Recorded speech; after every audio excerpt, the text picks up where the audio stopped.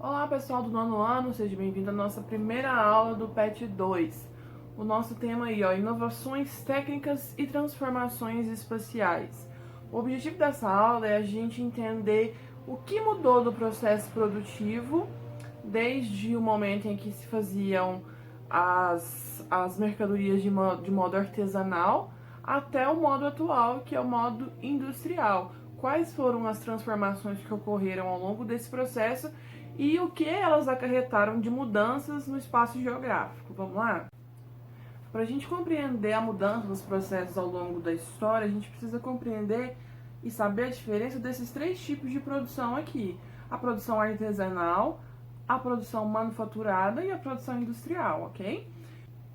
Quando eu vou falar da produção artesanal, eu estou falando daquela produção em que o artesão, a pessoa que faz ali o artesanato, é responsável tanto pela produção quanto pela comercialização, né? O artesão, ele era responsável por tudo. Gente, artesanato, a gente pensa em coisas feitas à mão, tipo essas lembrancinhas, né? Hoje a gente lembra das lembrancinhas feitas quando a gente viaja, coisas feitas com talento aí de um artesão, talhada, né, em madeira, usar o pincel, agulha, tesoura, né, são feitos à mão com ferramentas simples. Mas quando a gente volta no tempo, o artesanato era a única forma de produção. Então eu estou falando também de produção de roupa, de sapato, do processamento de alguns alimentos, por exemplo, transformar a carne fresca em carne seca para que ela durasse mais tempo, né? Então era um modo de produção único que havia. Então as pessoas consumiam exclusivamente produtos artesanais, ok? E o artesão, ele tem uma limitação, né? Ele faz tudo com as próprias mãos, então ele consegue atender uma determinada demanda, certo? O que ele consegue fazer naquele tempo ali, ele vende. Com o passar do tempo, a população aumenta, essas demandas também aumentam, e essa pessoa sozinha não consegue mais suprir a necessidade de todo mundo. E aí eles passam a se organizar em grupos. Alguém visionário vê, olha, se eu montar aqui uma fabricazinha, coloco vários artesãos, cada um vai fazendo uma parte, a gente consegue fazer mais produtos. Sei lá, se eu tô falando de tecido, eu posso ter um grupo que vai fazendo fio, a outra parte vai fazendo aqui, vai utilizando o tear, e uma terceira parte, de repente, já pode produzir até a própria roupa. Então, de um mesmo espaço, eu consigo produzir uma maior quantidade utilizando vários artesãos ali. Quem ganhava mais aí nesse processo era o comerciante, né? Começou a surgir aí a ideia de alguém que tirava riqueza do trabalho dos outros. A gente tá falando do surgimento aí da classe burguesa, né? Então surgiu a partir dessa visão. Podemos aumentar nossa produção se alguém organizar isso daqui. Vamos fazer a produção em conjunto para a gente poder ter maior lucratividade. Começou aí, maior lucratividade e poder atender demandas maiores, ok? Mas lembrando aí que o responsável pela produção ainda é 100% aí o artesão, tá? Quando eu passo para o modo industrial de produzir, eu já estou falando da utilização de máquinas sofisticadas, né? Inicialmente máquinas a vapor, por exemplo, tá? Que passa aí a fazer uma parte do trabalho que antes era o ser humano que fazia com as mãos. E mais do que fazer esse trabalho, ele passa a ditar o ritmo, né? Eu vou precisar agora não mais de um artesão, vou precisar de um operador de máquinas. E esse operador, ele tem que trabalhar no ritmo da minha produção. Então a fábrica dita o ritmo de trabalho, não é mais como antes, que o artesão ditava o tempo em que poderia ser produzido o produto, né? Na fábrica, ao contrário, a gente tem uma meta e como a gente tem a máquina que impõe o ritmo, essa meta deve ser alcançada pelo trabalhador, ele tem que correr atrás, certo? Aí a gente vê a grande diferença. A gente fala muito de tecidos, né, de tear, tecidos nesse período, porque foi o grande carro forte da Revolução Industrial na Inglaterra, né? Foi no ramo dos tecidos ali que começaram a surgir as primeiras inovações tecnológicas, que foi o tear mecânico. Em seguida, eu vou colocar um vídeo para vocês verem como que funciona um tear manual, que as pessoas utilizavam e utilizam ainda, né, hoje, no modo artesanal, ok? Para vocês terem uma noção. Então, quando a produção é artesanal, né, ou manufaturada, o pessoal utilizava desse tipo de equipamento que vocês vão ver. E quando passa para o modo de produção industrial, o equipamento já não demanda mais a força do ser humano. Vamos ver. Eu sou Eliane Ferreira de Souza, tecelã há 27 anos. Estou aqui na feira Brasil Original, fazendo essa exposição maravilhosa. Para mim é uma recompensa do meu trabalho. Eu comecei a tecelagem de uma forma muito curiosa e interessante. Um amigo me convidou para visitar uma amiga lá em Mariporã, onde eu moro. E quando cheguei lá, ela estava tecendo. Foi a cena mais linda que eu já vi na minha vida.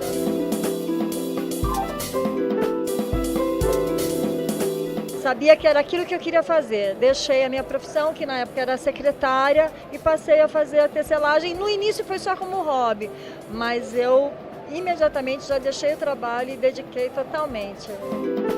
Tecer uma faixa dessa, assim, é um pedaço da vida. Montar todos os fios, fazer trama a trama, é o mesmo processo de viver com harmonia. É a primeira vez que eu participo de uma feira do Sebrae. Essa feira Brasil Original é maravilhosa, linda, e para nós artesãos participar de um evento desse é uma recompensa, um reconhecimento de todo um trabalho até aqui. Nós merecemos um espaço lindo e que reúna todas essas culturas com todos os estados. É maravilhoso, agradeço, muito obrigada de estar aqui. Eu exponho todos os sábados na Praça Benedito Calixto e aos domingos no Trianon, em frente ao MASP, na Avenida Paulista, das 9 às 18 horas. Venham nos prestigiar, a feira também é bonita.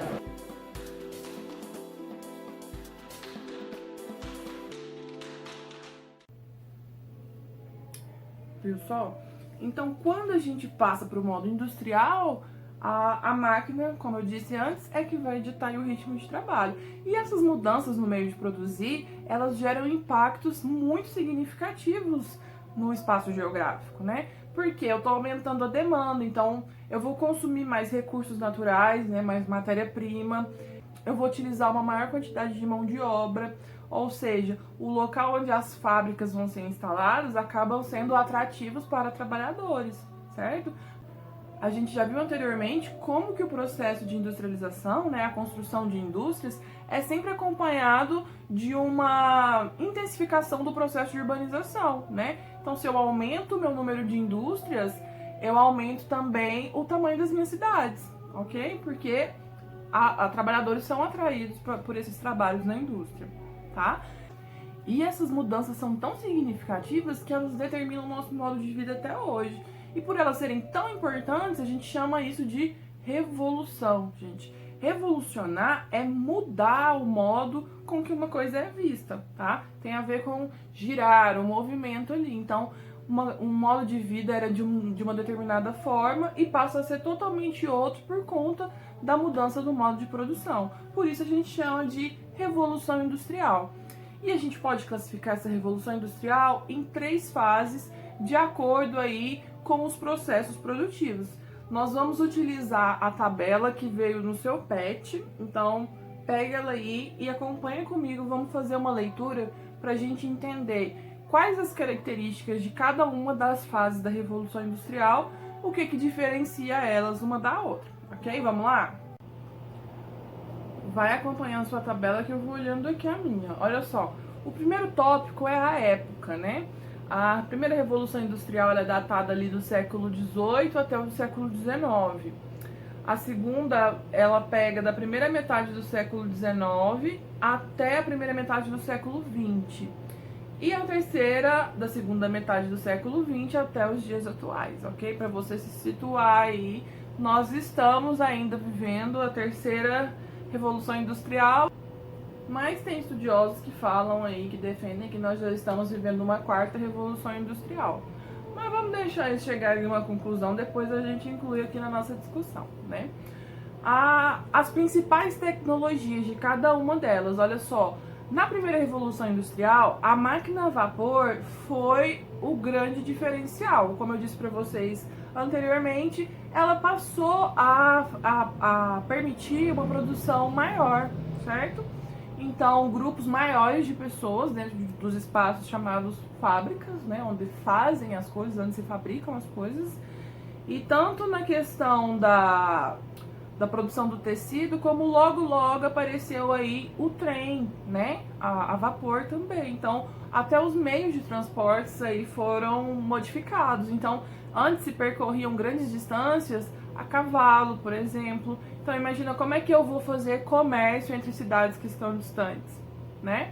Então, aí, com o desenvolvimento das tecnologias a vapor, movidas a vapor, foi permitido aí um aumento da produtividade e também a percorrer grandes distâncias aí para levar mercadoria, para trazer matéria-prima, tá? No caso aí da segunda revolução industrial, a grande revolução já foi o motor a combustão. O que é isso, né? É o motor do carro que a gente tem hoje, a gasolina. Ele queima um combustível. A combustão é isso, a queima de um combustível que vai gerar energia para mover esses motores. Nós já estamos falando dos automóveis, tá bom? Então veja aí, a primeira revolução ela foi determinada pela criação de uma tecnologia, que foi as máquinas movidas a vapor, e a segunda entra aí os motores a combustão, tá vendo? Você muda o meio de fazer as coisas e você muda todo o sistema, certo? E olha só, ele colocou aí também pra gente fabricação do aço, telefone, telégrafo, lâmpada elétrica. Telefone, telégrafo, né? A gente já tá falando do setor de quê? Comunicação. Então, além de eu ter um transporte mais eficiente, eu já tenho condições de me comunicar com pessoas distantes, com fornecedores distantes, com clientes distantes. Eu estou estreitando os meus laços, eu estou me conectando com áreas que antes ou não era possível ou era muito difícil de ser feito. Imagina você fazer uma carta, às vezes demorar meses para chegar para o outro. Então, a comunicação instantânea ela foi muito importante aí para o desenvolvimento desse momento histórico. Já a terceira revolução industrial, eu já estou falando de uma tecnologia mais avançada. Eu já estou falando de computadores, olha a comunicação aí, né? Computadores, chips, circuitos eletrônicos, software, hardware, sistemas de comunicações vinculados à informática e tecnologia aeroespacial. Tá vendo? Então, em cada período, ele é marcado aí pelo desenvolvimento de uma nova tecnologia. E o que move isso tudo, né? Qual que é a fonte de energia que move toda essa estrutura, né? No caso da primeira revolução industrial, o carvão mineral, né? Exclusivamente. Então é utilizado aí nos trens e nas máquinas das fábricas também. Quando eu passo para a segunda revolução industrial, já tem a descoberta aí e a exploração do combustível fóssil, no caso o petróleo, né? Que vai gerar posteriormente a querosene, a gasolina, tá bom? E continua utilizando o carvão mineral também, tá? Ainda hoje nós temos, por exemplo, usinas que geram energia utilizando a fonte termoelétrica, a queima de carvão para fazer energia elétrica, tá? E também trens ainda a vapor temos. E a hidroeletricidade, que é a geração de energia elétrica com o uso da água, né? As represas, tudo isso aí alimentando as nossas indústrias, o nosso setor produtivo e também as cidades, né? Lembra que eu falei que a industrialização vai aumentando, a urbanização também? Então esses benefícios, né? Essas energias, a iluminação pública, por exemplo, foi possível aí a partir dessa descoberta, dessas tecnologias, tá bom? E na terceira revolução industrial, além do petróleo, carvão mineral, nós vamos ter aí, ó, gás natural, hidroeletricidade, energia nuclear, fontes alternativas como solar, eólica, tá bom? Então nós temos aí, a cada período que vai passando, mais fontes de energias foram sendo descobertas, né? Até incrementando aí a capacidade produtiva, certo? Os meios de transporte, olha só. Na primeira revolução industrial, nós temos os navios e os trens a vapor, né, movidos aí ao carvão mineral. Na segunda, nós mantemos os navios e os trens a vapores, acrescentamos aí o óleo diesel, né, que também começou a alimentar os trens e os navios. Além dos automóveis, caminhões e o avião, né? Então aí a gente expandindo os nossos modos de transporte entre os locais. Quando a gente vai para a terceira revolução industrial, a gente verifica navios cargueiros, navios imensos que levam grande quantidade de mercadoria, aviões cargueiros também, trens de alta velocidade, hoje que já são muitas das vezes até mesmo elétricos, né, ligados na energia elétrica, não mais consumindo combustíveis fósseis, em países mais desenvolvidos, né.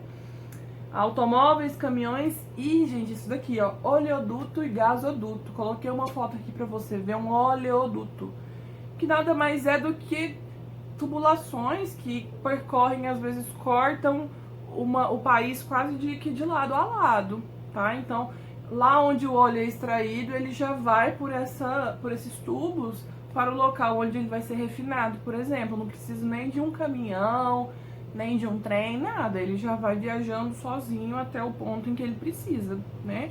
Isso funciona com o petróleo e com o gás natural também. Isso aumenta o quê? A minha velocidade de transporte desses produtos, no caso do petróleo e do gás natural, né? E diminui os meus custos, né? E os meus desperdícios também, né? Porque às vezes você passar de um recipiente para o outro vai ficando sobras, né? E no caso do gasoduto, do oleoduto, caso não haja um vazamento, você não tem nenhuma perda desse material. E quanto ao modo de produção, né? Qual que é a diferença? Em primeiro lugar, o que é modo de produção, né? É como essas fábricas, como essas indústrias organizavam seus trabalhadores, né? A primeira revolução industrial, ela marca o início da divisão do trabalho, né? Ela divide, assim, especializa cada trabalhador em uma função. Por exemplo, se eu estou falando de uma fábrica de roupas, um trabalhador vai ser responsável por tingir o tecido, outro vai ser responsável por cortar, outro para costurar, outro para fazer o acabamento. Então, talvez aquele cara que coloca lá o bolso na blusa, ele não saiba tingir. Ele é especialista naquilo, então ele sabe fazer aquilo e ele fica fazendo aquilo o dia inteiro. Essa foi a primeira técnica aí utilizada pelas indústrias para otimizar a produção. Então, essa é a característica marcante da primeira revolução industrial. Na segunda, eles meio que aperfeiçoaram esse sistema de divisão, de especialização do trabalho, através da inserção das linhas de montagem. Então, o trabalho continuou sendo especializado, cada um fazendo sua parte, e eles colocaram a linha de montagem, que nada mais é, as peças vão passando e o trabalhador vai ali fazendo na velocidade da esteira, não mais na velocidade dele. Uma forma aí de forçar ao aumento da produtividade, tá? Então, nessa segunda fase da Revolução Industrial, era muito comum cargas de trabalho, jornadas de trabalho excessivas, o uso de mão de obra infantil, tanto na primeira quanto na segunda fase da Revolução, tá?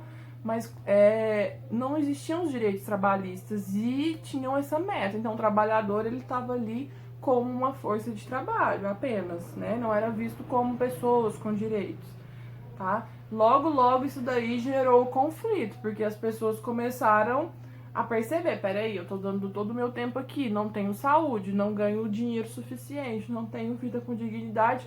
As pessoas começaram a lutar aí pelos seus direitos e foi nessa fase aí que começou a surgir os primeiros direitos trabalhistas para garantir a justiça mínima, né, nesses trabalhos. Foi nessa época aí que foi proibido o trabalho infantil, por exemplo. Nessa segunda fase da Revolução Industrial, a gente tem duas correntes que influenciaram o modo de produção das indústrias. O que acontece? Quando uma indústria tinha um modelo que era considerado bem sucedido, as outras indústrias, mesmo que de outros produtos, começavam a replicar esse sistema, né? Primeiro foi esse engenheiro americano Taylor, né, que desenvolveu esse processo aí da linha de montagem com a divisão das tarefas, né? E o Fordismo, né, o Ford, que produz carros, né, ele aperfeiçoou esse sistema lá nas suas linhas de montagem. Então, no chamado Taylorismo, cada trabalhador continua ali desenvolvendo sua atividade específica, marcada pelo tempo da esteira, né, o que acabava aí fazendo com que o trabalhador tivesse que se desdobrar para cumprir aquela produtividade, né? E daí vem o Henry Ford aperfeiçoando esse sistema para uma produção em massa. Então ele determinava também, além do ritmo da produção, o ritmo de consumo. O cara começou a fazer carro, faz carro, faz carro, faz carro, que a galera vai consumir. E por um tempo funcionou, né? Inclusive países como o Brasil, por exemplo, ele nesse período ele incentivava, por exemplo, a construção das rodovias, né, em vez das ferrovias, justamente para incentivar o consumo de carros. Embora a gente saiba que os trens são meios de transporte mais baratos, menos poluentes, né?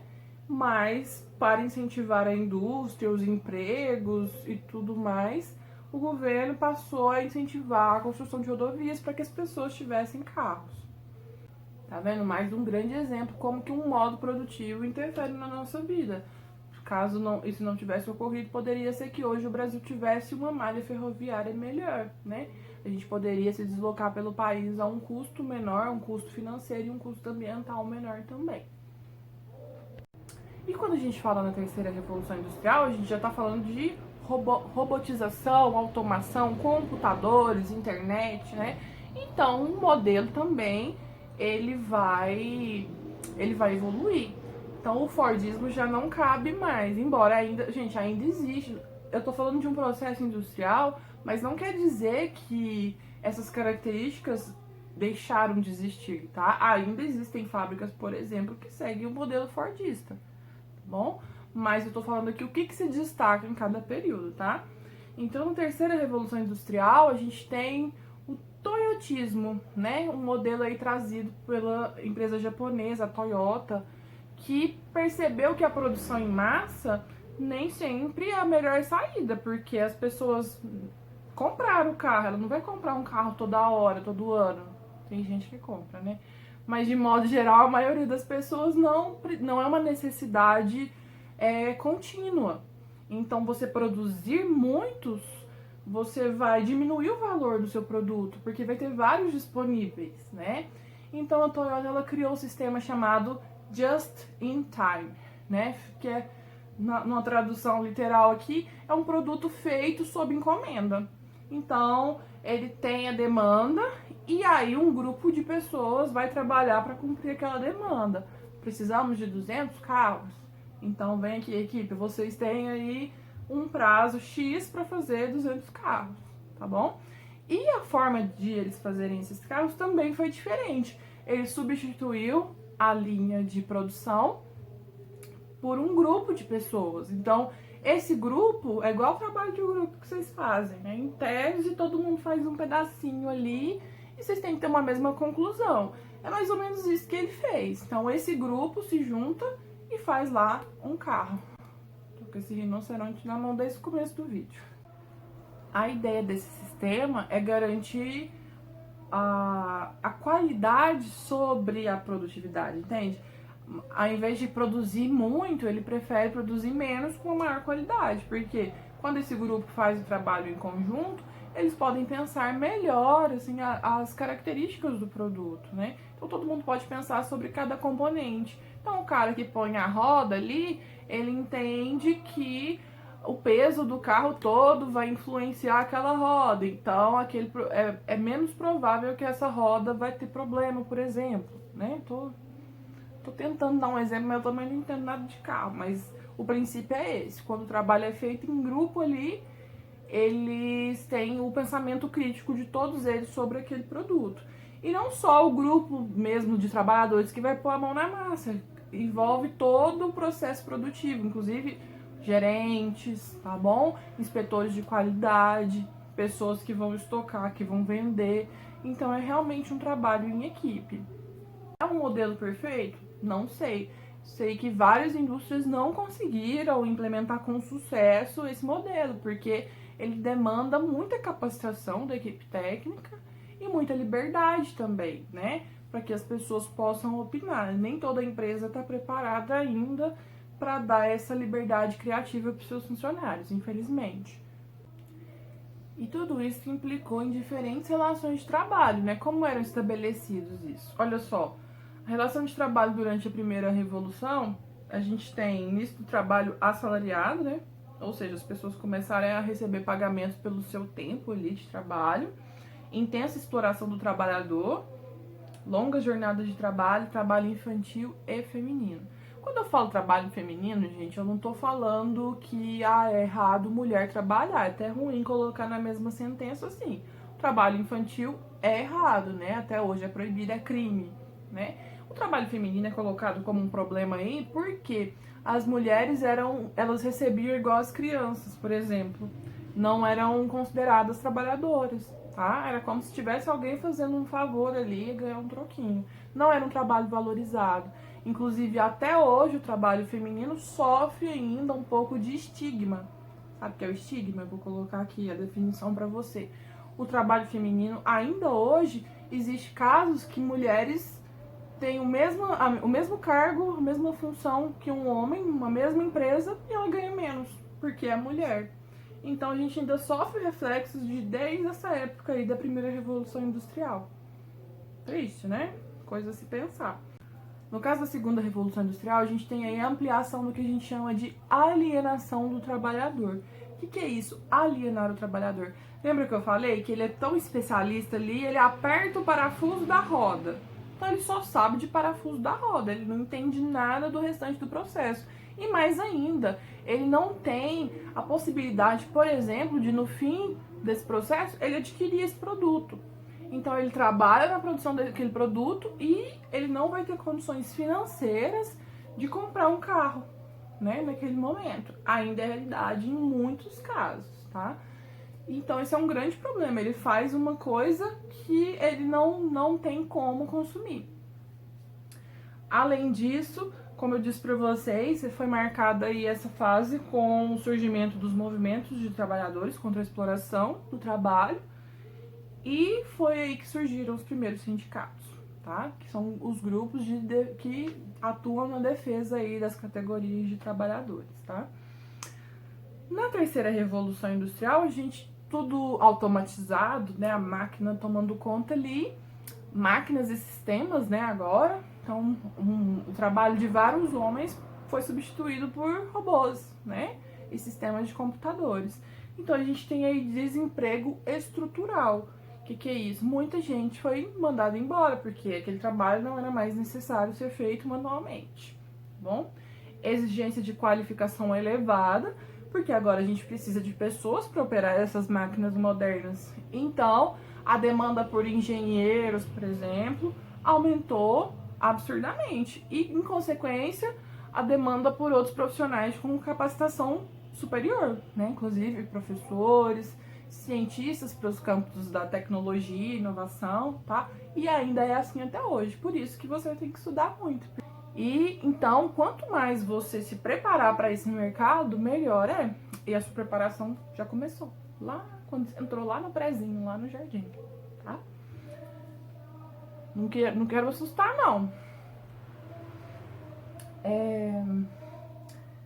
ênfase no setor terciário. Aí, gente, setor terciário é o que, gente? Prestação de serviços, comércio, tá? Então, a produção foi automatizada, mas a gente ainda precisa de pessoas aí para intermediar as relações de consumo, né? A gente precisa ainda do pessoal do marketing, propaganda, os vendedores, os serviços de transporte, né? E a terceirização dos serviços, com a consequente diminuição dos direitos do trabalho, tá vendo? Então a gente começou lá na primeira fase sem direitos, na segunda fase a galera lutou muito, conseguiu vários direitos. Na terceira fase, os empresários começam a ver nos direitos do trabalhador empecilhos para o crescimento. É o que a gente está vivendo hoje. Reforma de previdência, né?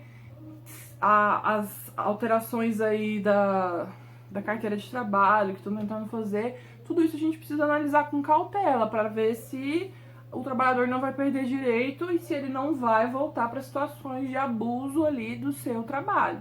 Tudo isso é preciso analisar antes de a gente apoiar ou não essa proposta. Sugiro que vocês olhem e tirem as conclusões de vocês. E por fim, aonde aconteceu, né? Quais foram os representantes dessas fases aí da Revolução? A primeira Revolução Industrial, ela teve palco na Inglaterra, pioneira, né? Lá com as empresas do ramo de tecido que eu falei pra vocês, os ramos têxteis. Seguida ali pela Alemanha, França e Bélgica. Na segunda revolução, a gente já tem aí os Estados Unidos, países da Europa Ocidental, a antiga União Soviética e o Japão, né? E a terceira revolução industrial, a gente já tá falando de um mundo mais globalizado, né? A gente falou que as tecnologias não foram desenvolvendo, a comunicação, o transporte, então a gente já tá falando de um mundo mais conectado. Por consequência, essa revolução vai ocupar mais áreas, né?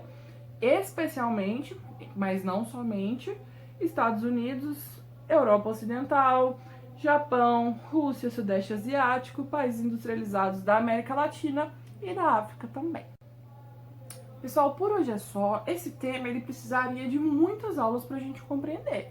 Devido ao atual cenário de pandemia, tentei fazer aqui um resumo. Sugiro que vocês leiam mais, vejam mais vídeos a respeito disso. Eu vou deixar aqui um vídeo complementar para vocês. Se você está me assistindo no Instagram, coloque esse vídeo aqui na busca do YouTube, assista, é um bom vídeo complementar. Se você estiver me assistindo no YouTube, vou colocar aqui em cima, tá bom? Assista, faça os exercícios e me envie, ok? Até a próxima aula.